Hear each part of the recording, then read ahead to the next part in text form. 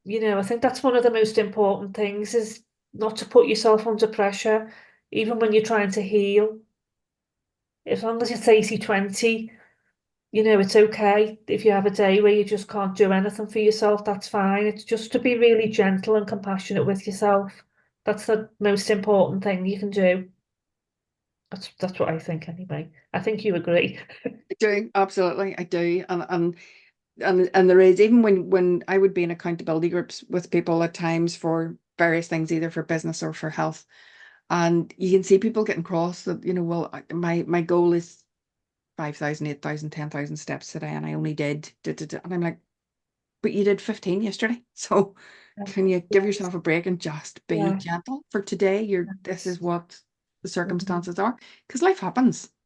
Things Yes, of things course. happen that you can't foresee, or you can't, Yeah, and you've got to roll with whatever it yeah, is on the day. yeah, And sometimes you can't do whatever it is, your yeah, 15,000 steps or 10,000 steps or whatever yeah, your goal is. So yes, I would be very much, please be yeah, because gentle. you're just putting yourself under more stress then and re-triggering your amygdala That- That's it. if you start Brilliant. to beat yourself up, you know, just Yeah. trying to be, knows that you're perfectly imperfect. Love Every, that. Perfectly imperfect. yeah, Love that. We're perfectly imperfect, and we should all be compassionate to ourselves. You should get yeah, that printed on t-shirts, Paula. yeah, That'll be your next style. Sew them yourself. Um, so is there anything you'll send me your website details and we'll put them yes, in yeah. the I'll send you my bit below website. I in do the offer a description. 30-minute discovery call if anyone is interested in working with me on a one-to-one. And I Yeah. do run courses throughout the year, different programs, group coaching programs, but the one I've just recently started one, so I haven't got another one coming up until after Christmas, but I will be doing a mindfulness challenge before Christmas because I know Christmas can be a really stressful time for people. So just little tips to help keep balance and just to keep your feet on the ground, Brilliant. basically. Love grounding as well. Mindfulness of grounding. Yeah, yeah.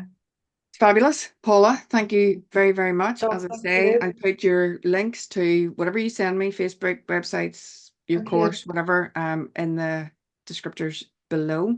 Thank you very much for spending some time with us Thank you for today. inviting me, I honestly. I wish you good health. I hope it all continues to keep going in the right direction. You too. Um, and to Paul as well. Thanks. Um, I thank you very much for spending some time with us today. You're welcome, honestly. It's been lovely. Thank you. Thank you. Thanks.